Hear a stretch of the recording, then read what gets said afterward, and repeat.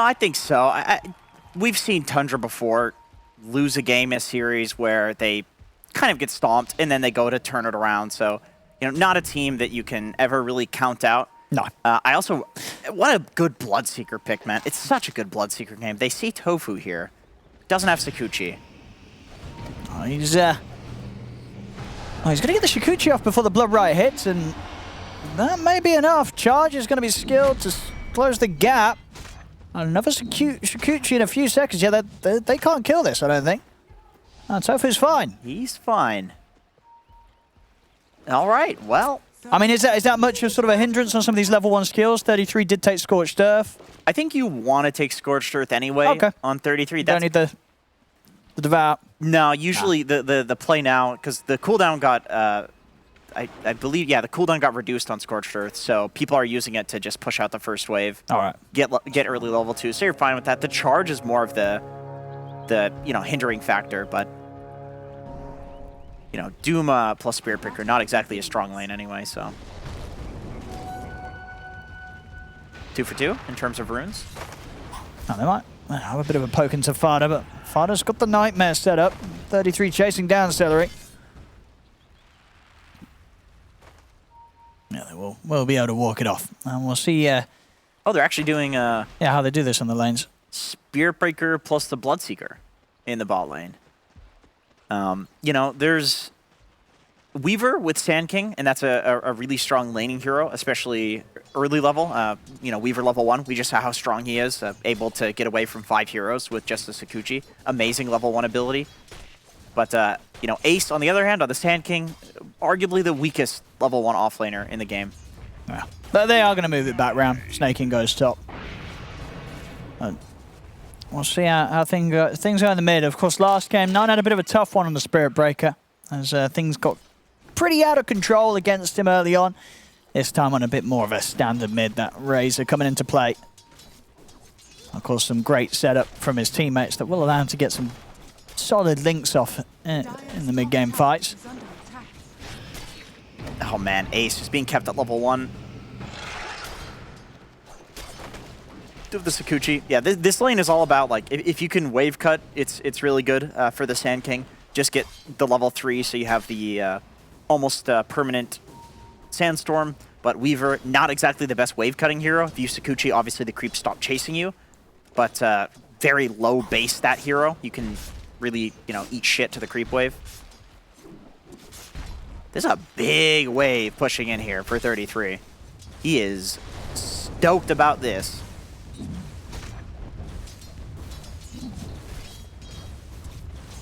Yes, so far up top. This has been very fine for Dratcha. And we'll be going for the Battle Fury build this game. He wants to farm.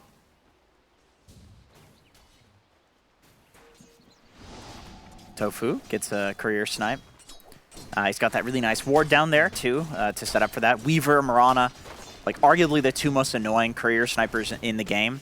And legitimately very impactful right now. I mean, obviously the gold is great, but it's more about this regen that the supports are having to buy for the cores that are, massing these stat items. So you kill the courier, you prevent that regen, like you can legitimately win the lane. Like bottom lane, we can see that Fada, no items, just able to send it out now. Both side lanes, all the cores, no regen items.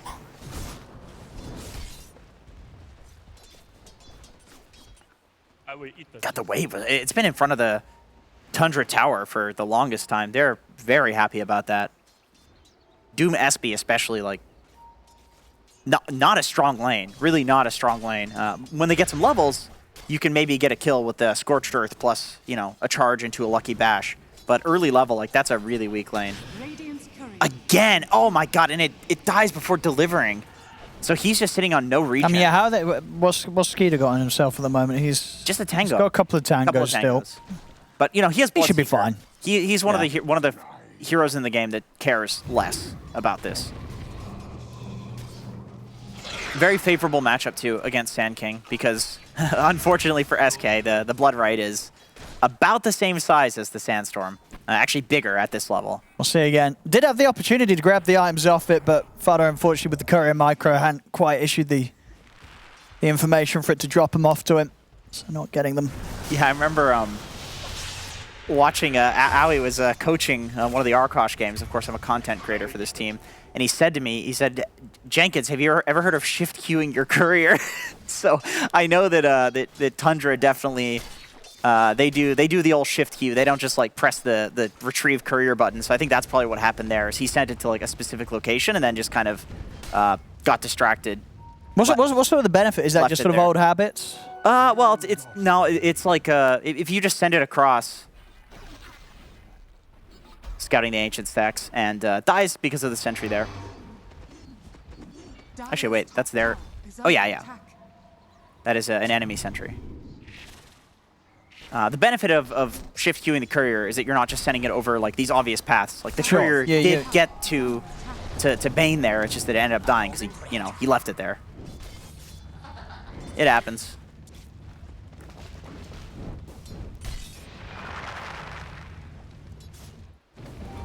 Oh, again, by the Ancients. What the hell are these two doing over here? They keep fighting off against one another. I mean, obviously, this stage, Sophie will have the buff up with the living armor, so yeah, he does not look at me. Chased. Get the hell out of my triangle, you piece of shit. What's wrong with you? Now, Skeeter, with all the action that's going on, he's very happy. Sat down here, farming to his heart's content. Same for Duraccio, though. Both carries. Free farm in the lane so far. You know, this is a PA, and you're always pretty happy if you are farming with a PA on your team. She just has like one of the strongest 3-item timings in Dota. However, I feel like Doom, Razor, and Bloodseeker, that's a really strong tricore. We'll see. Aggressive attempt there from both sides. Duraccio losing out in the trade there. Huge hits onto him. He's critting with the pack leader's aura. Oh my god. Like, I think he did one crit there, and Duraccio took like 20% of his HP. I'll see. We did see down bottom. Fada finally getting some revenge. He was actually able to take down Tofu's courier. Yeah, Bloodseeker's an interesting hero because like if your other lanes are winning and you're just keeping people at low HP, then he just is guaranteed to win his lane too. Yeah. So it's a very snowbally hero in that respect. Yeah, Team Tickles on 2 heroes, sitting very low. Very nice for Skeeter, who also went for the early boots. So he's playing to pressure. He's not going for these like stat items. He does have the Band of Elven Skin, but he could also have a Gloves of Haste. But he realizes that he can probably chase down Ace and possibly take him down in this lane. If they get some sort of setup for the Blood Bright as well, there'll be a good chance to run down one of the 2 heroes, Tofu or Ace. Look at that damage already. Yeah, brain sap. That is... And we've seen him and Tofu really fighting it out. Dude, these two are just like battling. Yeah. They're playing their own little game. Yeah, I respect it. I respect it. All in all, this, a much closer game this time round. 6 minutes in. Yeah. Nobody really leading by any sorts. Very incredibly even. I mean, the carries are in the same spot in farm. Wait, is that really? That's it? 16 gold? Wait a minute. Oh, because he died to the neutrals. Because it's still 0-0, right? What do you mean? That's the only death we've had. So we've not had anything else. It used to count the neutral deaths as a what? As a 1-0. For who? For the enemy team. Oh, as in, it wouldn't actually be on anyone's scoreboard, but it would be there at the top. Did you know if you died to neutrals, you don't... No, I thought that was only if you you died to suicide or something. Oh, maybe it is suicide. But did you know if you die to neutrals, you don't get a free teleport scroll? That's why Tofu, the poor soul who's duking it out. I think you used to. That was patched out. Doesn't have a TP. And initially, you did get a TP even if you died to neutrals. So is it the enemies that gives you the TP when you die? Is that like respecting your opponent's thing? Like, I don't get that. Are the neutrals just disrespectful creatures? Like, where does the TP scroll come from then? Because I thought it was your allies. Where does anything come from? Mother Earth. Mother. Yeah, Mother Nature, Mother Earth. Mother Nature. Yeah. Anyway. There we go. Back on.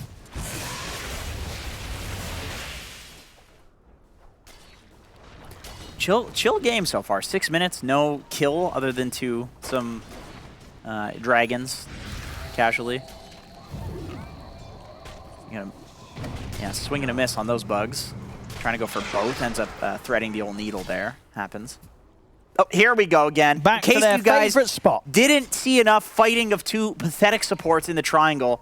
Here we go. Oh, there it is. Hell yeah. He's got a sentry fodder if he wants to go for this again. Oh my god. He does.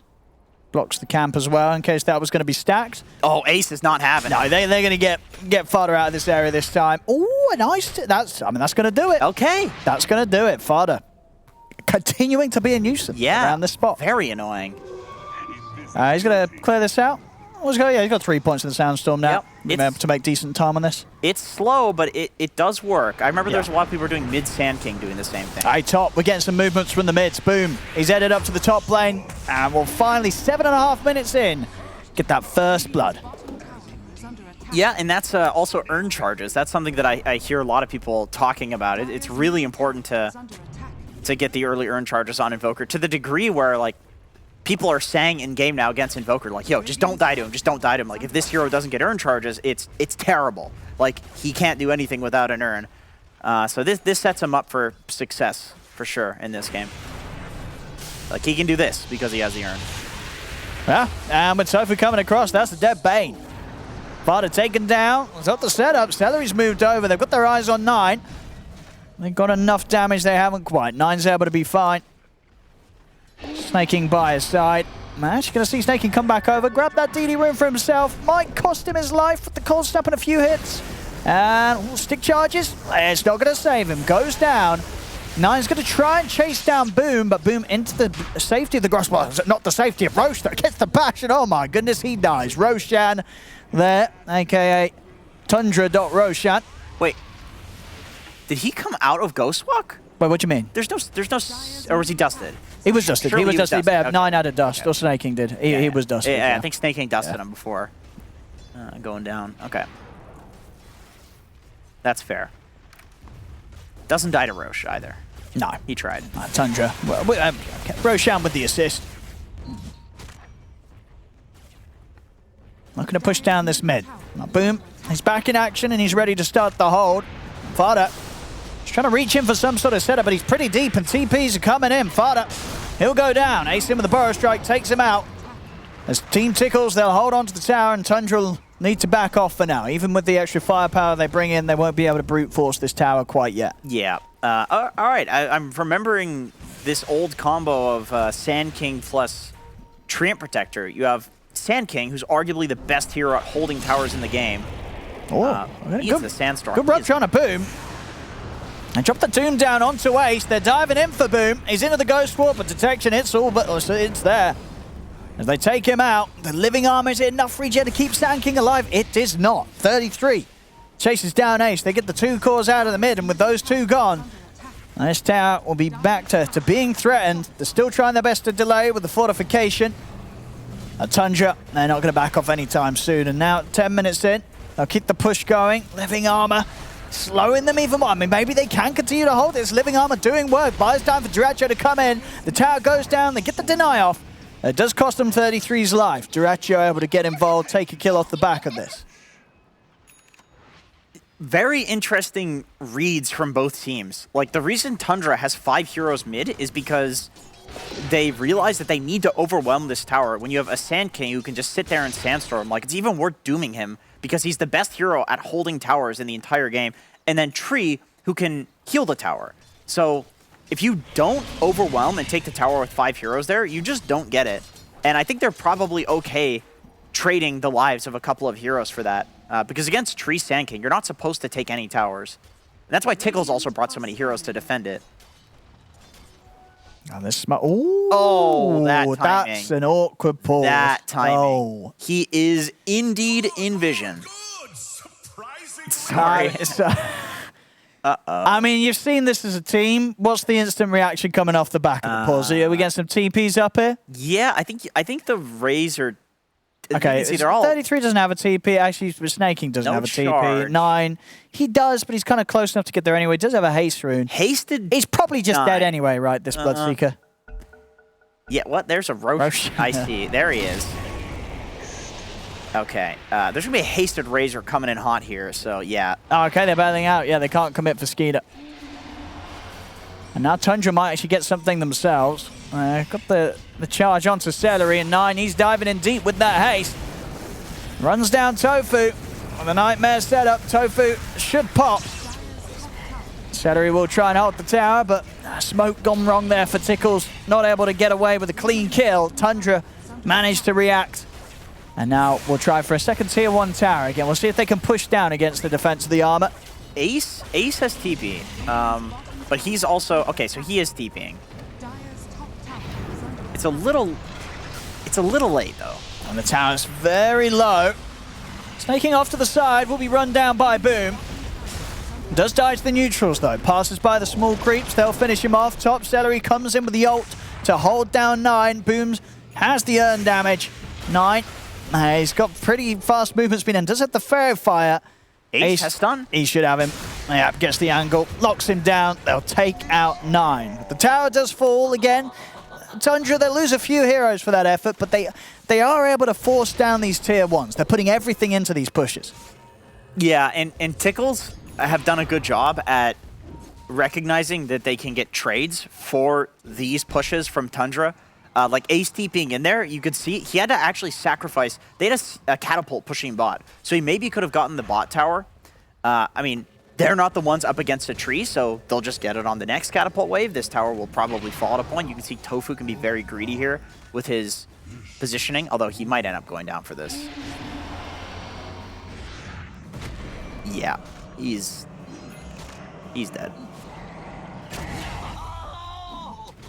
But Tickles, they're getting trades, and for that reason, they're keeping the gold lead despite the having an obvious tower disadvantage. And against Doom, if you're keeping a gold lead here, you're stoked about that. In Ace, usually what you want to do on Sand King is you hold these towers, the mid tower, the top tower, while you're trying to get towards that Blink Dagger. So even though he's not TPing in and holding the towers for very long because of the trades that they're getting, he does still have the early Blink Dagger. And so now is when you want to get aggressive. Like, even if you play to defend those towers, this is still the point where you want to go fight them on their side. So, absolutely. Look at Boom. Yeah, he's looking. He's got a full vessel, man. He could maybe even kill Skeeter if he finds him. But no, Skeeter's running into the triangle. They see that now too. He's standing on a ward. He can't. Can he tackle these? Can he tackle 9 on his own? He's gonna try. They're gonna have the epicenter coming in. 9. He's very dead.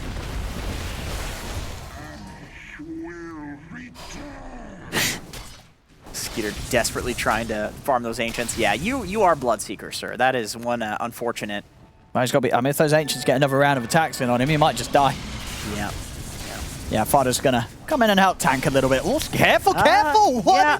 Okay. I mean, he was really pushing his luck there, Skeeter. Oh, he's not happy. I think everybody else could see that coming. I mean, we've all been there. You see the ancients, you're like, hey, dude, I got a Maelstrom. I'm going to clear these ancients. Not in that situation. No. Unfortunate there for Skeeter. He's going to have to sit on the sidelines and think about what he's done. Yeah. It happens to all of us. It really does. I mean, it happens to me a lot. Oh, yeah. I mean, I'm hitting those without a Maelstrom and wondering why I'm dying. Yeah. You're usually the offlaner that's doing that. No, I'm doing it as the 5. Yeah, nice. Yeah. Oh, an ancient stack. Yeah. Oh, damn it. Convenient. Well, Ace did take his, so... oh boy. Oh no. If they get the last few remnants of these stacks. Oh, this is gonna They're in. They're onto Fada. Fada is in trouble. The Doom comes out onto Ace. 9 in with the static link. Deafening Blast to push back the Razor. Breaks the link, and the Living Armor is healing Ace back up. He's into the trees, but he won't be able to hide. 9 does find him. They've got their eyes on Tofu. They'll be able to take him down. So Tundra will manage to protect their triangle. And Skeeter should be able to get back to finish. Well, I say that. Still quite a few. He's still got to be careful. The reason he does that is if he kills one, like, look how much he heals from killing it. He's just full HP. He's got him this time. Yeah, he's got it. Okay. So if Tundra loses these stacks here, after that would have been, like, we would not have a competitive game on our hands.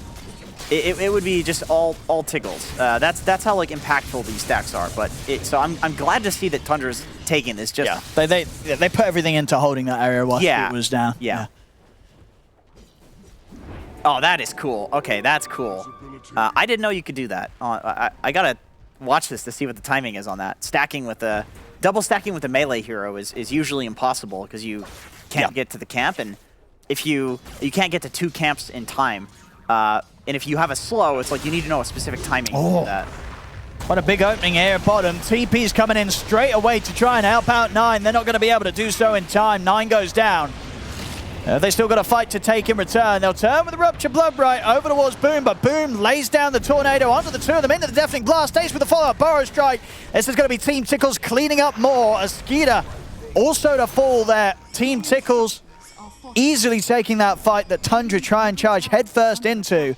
And Tickles, they're not done yet. They're going to try and chase for Fada as well. Fada looking to turn, maybe try and cancel Ace's ability to get in, but not able to do. As Ace is in with a Burrow Strike. Mid lane, they've got their eyes on Duraccio.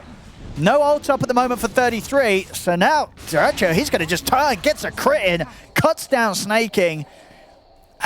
Just unfortunate 2 attempts of plays there from Tundra on the mid and the bottom. Neither of them panning out for them there. Yeah, I was going to say, I mean, this is rough for Tundra because, 11,000 net worth is not showing up to any of these fights. And you could argue that on the flip side, okay, well, 33 is also not showing up to these fights, right? So, but still, the difference between Doom and PA right now is 3k gold, which was the gold lead. So you are at a disadvantage in these, or you're at an advantage in these fights and still winning, or still losing the fights.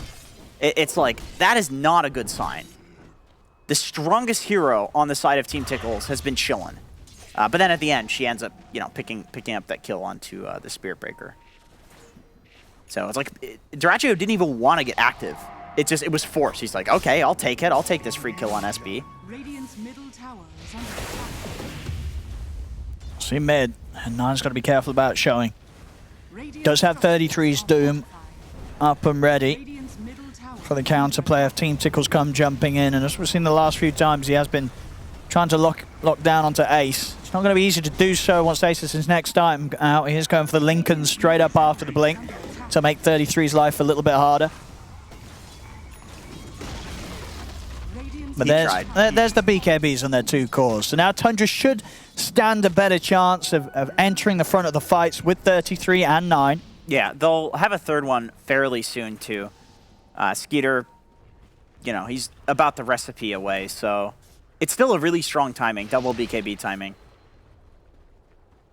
Well, bottom, Boom's on the hunt. He knows that Snaking's around here some way. That's a cool little spot from Snaking, though.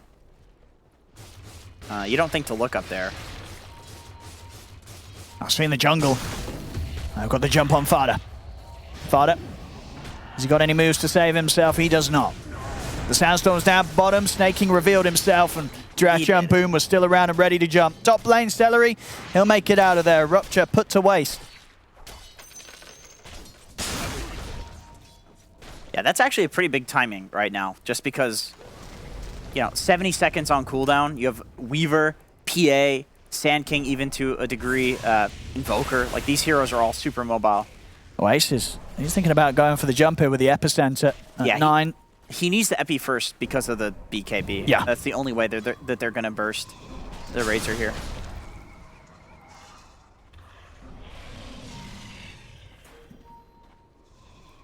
And Ace is he's getting a Lincoln Sphere, because if you look at the side of Tundra, literally every hero they have is countered by Lincolns. It's a great game for it. I mean, you're going to block some sort of significant spell. Yes.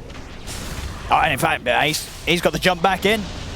Tundra's jungle not proving to be a safe place for them whatsoever. And this whole area around the outpost, Team Tickles have taken good control of. I think he'll probably just put the Lincolns on his PA, too. They've got the Burrow Strike catch, but of course 9 with the BKB will turn.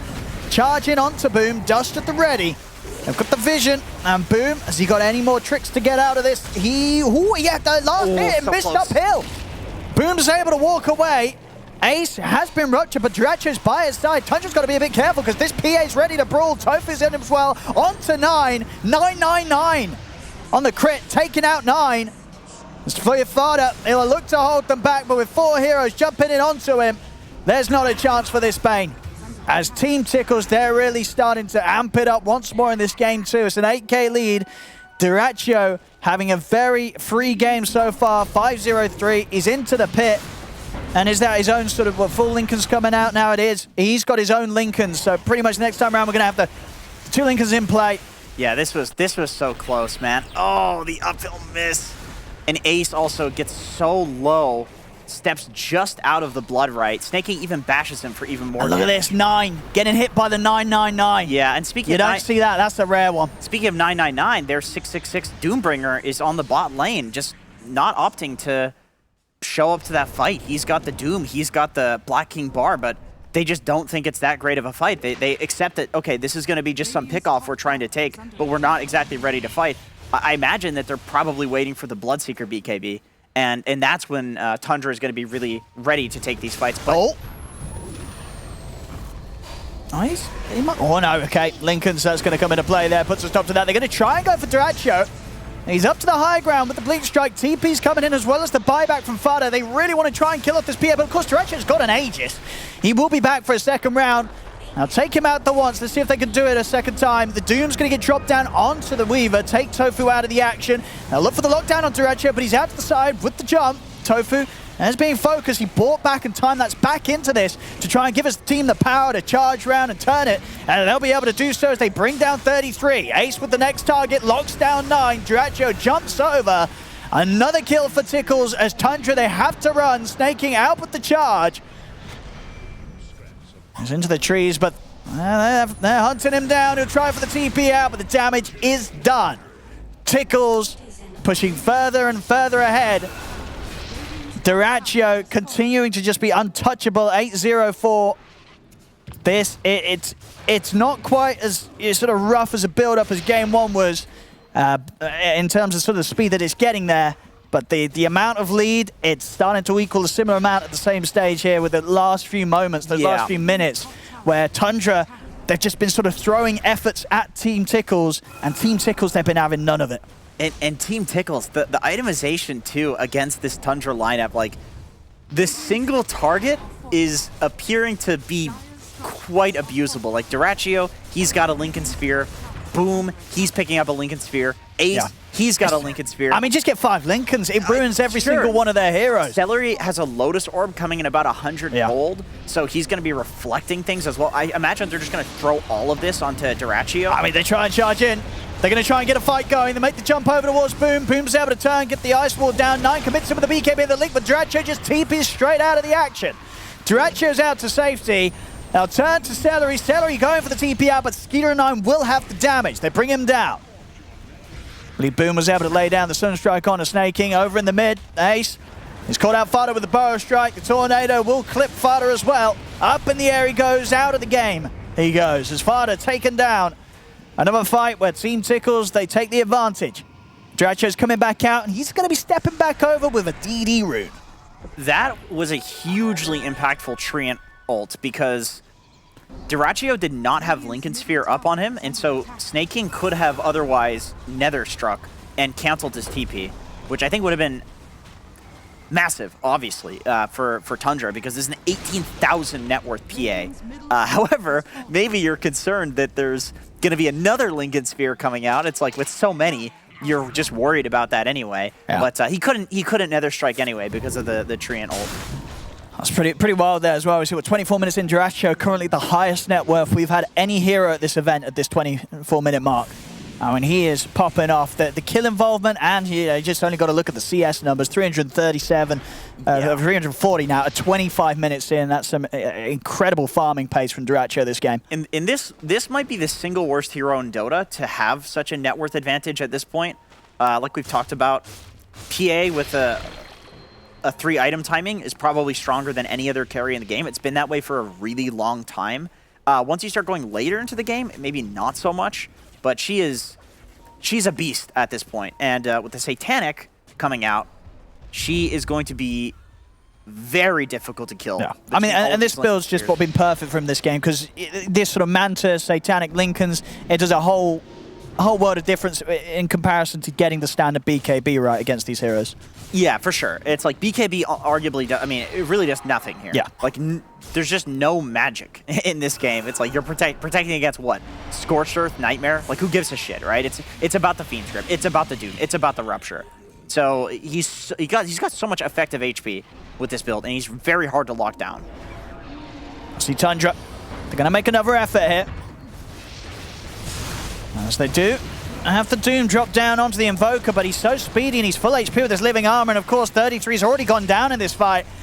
They will lose Celery, but 9, he's got to be careful. Duracho and Tofu will come jumping in for him. 1,300 damage crit coming out for Duracho as he ends 9's life. Fada cannot run either, as Boom throws him up in the air with a tornado. 4 dead again on Tundra. They just, I mean, it's not just been in this game, it's been the last one as well. They just cannot take a fight against Tickles. Yeah, Boom, not even. I mean, Boom's ready to play around with Skeeter here for sure. The BKB's on cooldown. Skeeter, he's trying to turn. The cold snap, the Sunstrike, it's in. Skeeter, he's dead. Boom takes him out solo. Yeah, that's where you can... That feels bad. That feels bad. That's where you're really considering calling GG when your carry goes down to a solo Invoker. Obviously. The damage break. Yeah, Duracho. Smashing them with the crits. Gets a big one onto 33. And he overkilled. You know, that was actually a much bigger crit than what the damage meter showed. He didn't need that much damage to kill 33. And back in play. I mean, at this point, they just cannot stand the damage from this PA. Duracho takes a couple of them down. He's ready for more. Running down 9. Triple kill. He's going to look to maybe get it up even more if he can find snaking, but that won't be the case. He's ready to focus on closing it up. Go for the towers. Go for the base. The tier 3's down, racks are exposed. They're still holding on for now, Tundra. But it does indeed feel like that this game is going to be coming pretty abruptly to an end.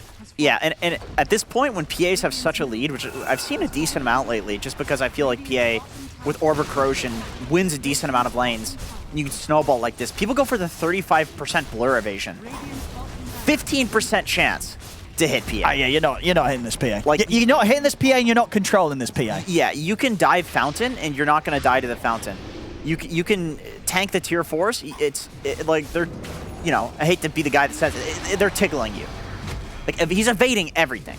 This guy's unkillable. He's just going in, you know, under tier 4s. Who cares? You know, nothing's gonna, and he's got living armor on top of it all. Yeah, 33 is just not able to Inferno Blade this PA, and he needs that damage. They need the right-click damage. Razor's not killing him. I mean, this looks like Duracho is smurfing in a Herald pub. Like it looks, I mean, he's that farmed. He is that farmed. Yeah. It looks like he's a smurf in this game. And this is Tundra, so it just... I mean, yeah, that's the crazy thing about this, is that this series was, on paper, it was set to be a close one. But Team Tickles have just destroyed them 2 games in a row. They have. Tickles has looked better and better throughout the DPC, and they started really strong too. So it's just every time I get to cast this team or panel this team, I'm just super excited to see what the hell they bring out. Good for them. I really hope that they pick up a sponsor. They definitely deserve one. And doing it with some, you know, a bit of a change up as well. You know, we saw today, right, we had a Sand King come out earlier. The hero didn't look great. This game, Team Tickles Ace, he's been showing it off to its full potential. Yeah, they've been playing incredibly fast with it past, defending those early towers. Like, as soon as he got the Blink Dagger, he's just everywhere, setting up kills. Duracho didn't even need to be involved for the first 20 minutes of the game, maybe even a tad bit longer than that. Although it feels like the game has gone on for a lot longer, but it's 30 minutes only. And it does, you know, this game, in comparison to game 1, where we did see Tundra sort of able to stall it out a little bit, go for sort of the split push, the creep cutting. They just don't have the lineup to do that this time, right? There's no Brew, there's no TB, there's no Illusions, no Split.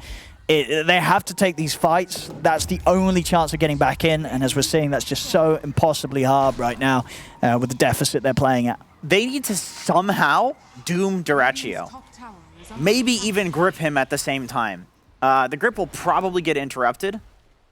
Yeah, they need to doom Duracho. Let's see. Well, it's going to be a little separate from the team. There's the Lincolns popped. They're in. They get the control, everything being thrown down, but he's going to get taken out here with the Axe time lapse, and now he's just going to stand his ground and start critting them all as he turns to 33. 3 dead, triple kill for Ace. Skeeter's in with the BKB-9, trying to finish off this PA, but the Doom comes to an end, and Duracho's ready to fight on strong. Over to 9 he goes. 9, there's a rampage for Ace. There's a Sand King rampage in 2022. You don't expect to see that, but we got it to end the game from Ace. And what a series. I mean, Team Tickles, they're going to be very happy with this